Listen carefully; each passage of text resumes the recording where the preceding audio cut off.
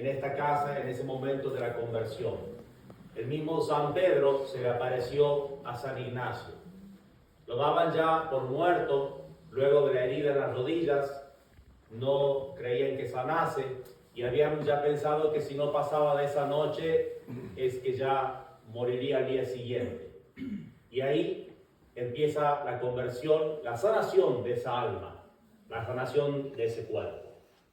Ahí ese guerrero que buscaba la gloria del mundo, la aprobación de un rey temporal, la aprobación de otras personas, de la corte, el honor y la fama de este mundo, sale con el corazón, palabras de él, trocado, dado vuelta, con el corazón de Dios. Y prometió que ya no imitaría las hazañas de esos caballeros de pacotilla, sino que imitaría a los verdaderos y grandes héroes, los santos. Ya no serviría a un rey temporal, por más grande que fuese la causa. Serviría al Rey eterno. Ese es el San Ignacio de Loyola, un hombre que había sido orgulloso hasta el punto de, en una ocasión, querer desenvainar la espada y matar a dos personas que no le habían dado lugar en la banqueta. Un hombre que había sufrido una carnicería en las rodillas en la operación simplemente para ponerse la bota más ajustada. Y ahora se levantó de aquí un hombre humildísimo, deseoso de imitar a Cristo en la humillación, de pasar junto con él toda pobreza, toda humillación, por más parecer a Cristo nuestro Señor. Palabras textuales de él. Así se convierte en esa palabra que, decíamos, usó al escribir su autobiografía por presión de todos que ya le habían pedido durante toda su vida que la escriba. Y escribe entonces el diario del peregrino. El peregrino, que va a comenzar su etapa de peregrinaje hacia Jerusalén, el lugar donde nació Cristo, frenándose en primer lugar en una pequeña capillita de la Virgen Santísima, central también en la espiritualidad ignaciana, la devoción a María Santísima. Quiere en ese lugar hacer un voto de castidad en reparación por su falta contra la pureza en la juventud. Y allí empieza su primer voto, su primera entrega al Señor. Y va a usar todo el dinero que tenía, que le habían dado su hermano Martín. Quería darle una buena cantidad de dinero para que no deshonre a la familia viviendo como un pobre, caminando como un pobre. Todo ese dinero va a ir a parar en la reparación de esa capillita y del manto de la Virgen, acá bastante cerca de aquí.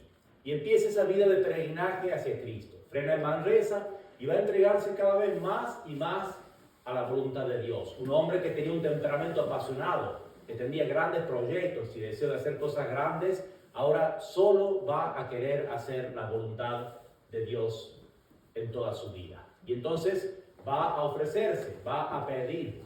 En esa cueva de Manresa va a discernir cuál es esa voluntad de Dios. Discernimiento, pieza clave de la espiritualidad ignaciana. Ver qué es la voluntad de Dios y pedir fuerza para poder cumplirla. Ese discernimiento que él mismo lo experimenta convaleciente acá mismo, en este mismo lugar, cuando va comparando esos espíritus que movían su alma para un lado o para el otro. Por un lado, la honra del mundo, la gloria, las vanidades, todo lo que había perseguido. Le daba una dulzura en ese momento, claro que lo atraía, era un ser humano, pero se daba cuenta que luego le dejaba sequedad, vaciedad de alma. En cambio, al pensar en las proezas de los santos, en la vida de Cristo, también le daban gran dulzura en el momento.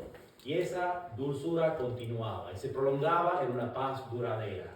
Y eso quería San Ignacio, esa paz que solamente Cristo puede dar, eso que dura eternamente. Y así entonces se lanzó por los caminos del mundo, de la voluntad de Dios, a seguirlo. Allí en Manresa tendría esas 20 apariciones de Cristo y de la Virgen que le enseñarían estos principios que va a volcarlos él junto con su experiencia espiritual en los ejercicios espirituales. Los predicaría durante un mes para una persona sola. A veces predicaba hasta 5 personas al día. Tenía que ir caminando de una casa a la otra por 5 casas cada día para predicarle a una persona. Ese es el valor de un alma, el valor de un santo. Valía la pena todo ese esfuerzo enorme si podía conseguir un santo. Y lo consiguió. Lo consiguió, fueron sus mismos compañeros, esos cercanos. Luego de muchos fracasos. estuvo preso en Salamanca, en Alcalá, 4 ciudades donde pasó preso por predicar los ejercicios espirituales. Porque decía la gente, no puede ser que un retiro así transforme a una persona que buscaba la nobleza y las vanidades de este mundo y ahora se lance como un pordiosero a seguir a Cristo y a predicar a Cristo. Tiene que haber alguna fuerza distinta, algo diabólico. Y entonces, por la duda, a la cárcel. En algunas ocasiones pasó un mes en cárcel sin saber ni siquiera por qué lo habían arrestado. Y la gente, sin embargo, iba a visitarlo y allí mismo él predicaba. Uno a uno, transformaba las almas. Enseñaba las cosas básicas, la catequesis, hacer examen de conciencia cada noche, la diferencia entre pecado mortal y venial, a rezar, a ofrecerse a Dios, a meditar. Esas eran sus enseñanzas, cosas simples, una vida espiritual simple para llegar a Dios, hasta que se lo prohibieron. Porque ¿cómo podía este hombre, que no había tenido ninguna instrucción ni ningún título, andar hablando de Dios así tan libremente? Y entonces, para que no se frenase esa obra apostólica que ya comenzaba y de tal forma, decidió lanzarse a la carrera de los estudios. Algo que fue también un pilar de la espiritualidad ignaciana, de la Compañía de Jesús, y que transmitió a todos los que comparten esta espiritualidad ignaciana, como nosotros en Miles Christi, que es la formación humanística. Aprender las cosas humanas que hacen que después la transmisión del Evangelio sea mejor, sea más fácil, pueda llegar y comunicarse mejor a las almas. Y así aprendería literatura, historia y demás humanidades que él mismo va a incorporar como pilar de la formación no solamente de los jesuitas, sino de los colegios, porque van a ser ellos los que van a poner el primer seminario y el modelo de los seminarios del mundo, con el seminario de Roma. Y entonces, gracias a esa experiencia propia de San Ignacio, tenemos la formación de todos los sacerdotes en los últimos 500 años. Gracias a esa experiencia. Porque lo humano no es enemigo de lo divino. Y precisamente en una naturaleza así humana tan fuerte como la de San Ignacio, tan magnánima, alma grande, eso quiere decir, tan deseosa de grandes ideales, allí el Señor va a hacer esa obra maestra de la santidad. Empezaría entonces sus comienzos en París, donde conocería a otros compañeros. Uno de talante dulce y apacible, con algo de escrúpulos, que San Ignacio ayudaría y pronto lo convertiría a su causa, el recientemente canonizado San Pedro Fabro. El otro, un hueso duro de roer, un estudiante joven, atlético, capaz de muchas cosas, atractivo, el gran ganador, pero que tenía ideales muy mundanos. El hueso más difícil de roer, según palabras de San Ignacio, el futuro San Francisco Javier.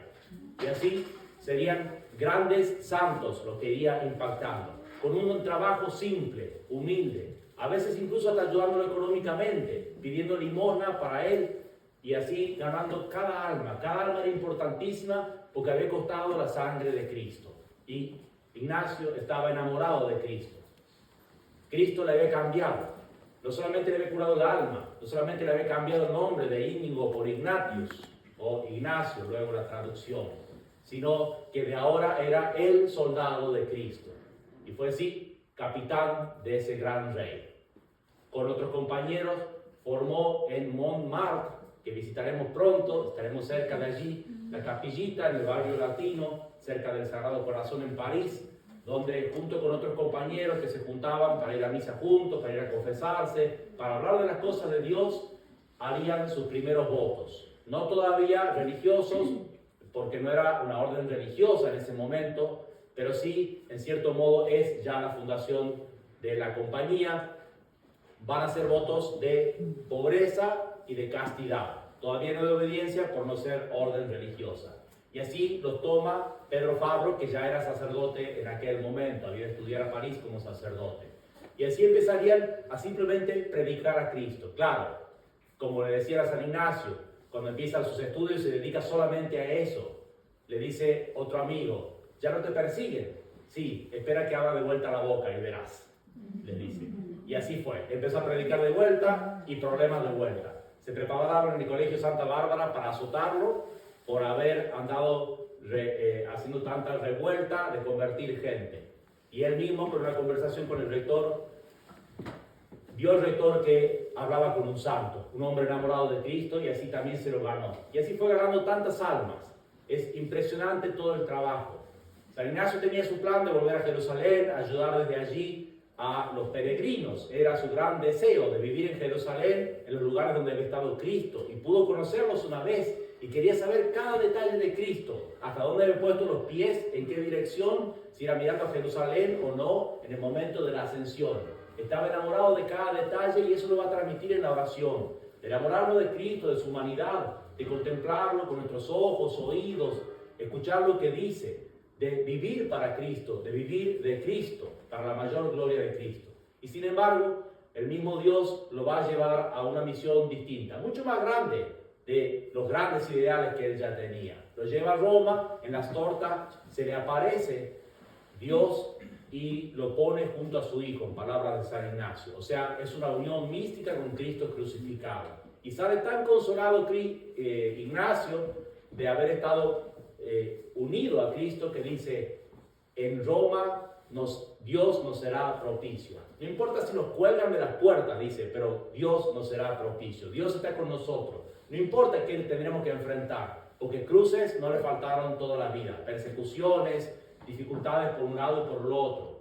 Y sobre todo una persona tan activa, Dios le pidió que se quede en un escritorio trabajando y de allí gobernando la compañía de Jesús de todo el mundo. Escribía un promedio de 30 cartas diarias que revisaba asiduamente y, sin embargo, entre tanto trabajo era un contemplativo en la acción, como él mismo lo enseñó. Bastaba que fuese a la terraza a la noche y mirase las estrellas y pensase que Dios hacía eso por amor a nosotros, eso que nos dejará a nosotros como la última meditación de los ejercicios espirituales, la contemplación para alcanzar amor, ver a Dios trabajando por amor a mí en cada cosa, en cada paisaje, en cada lugar que visito, en cada persona con la que trato. San Ignacio simplemente miraba las estrellas y veía allí la obra de Dios y bastaba eso para llenarse los ojos de lágrimas y quedarse llorando así de amor a Dios.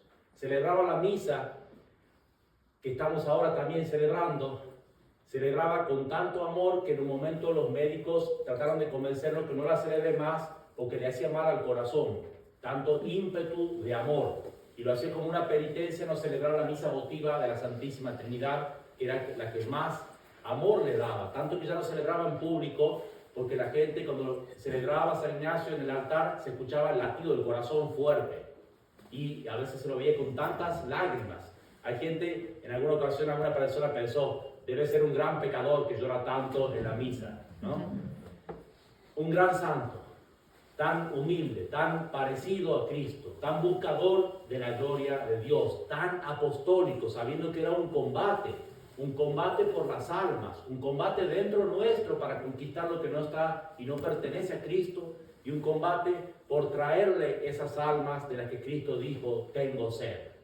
Pidamos a San Ignacio de Loyola que nos comparta ese amor a Cristo, ese deseo de llevarle almas con todo esfuerzo, con todas nuestras oraciones, y que vivamos para eso, para que Cristo reine dentro de nosotros, para que Cristo reine en la sociedad, para que Cristo reine en las almas, y que para nosotros también combatamos bajo el estandarte único de Cristo Rey, siguiendo esos pasos de este santo que tanto ejemplo nos ha dado, tanto aliento nos da con su vida. Pidámosle entonces que también con su intercesión nos ayude a ser verdaderos soldados de Cristo y a vivir combatiendo para la mayor gloria de Dios.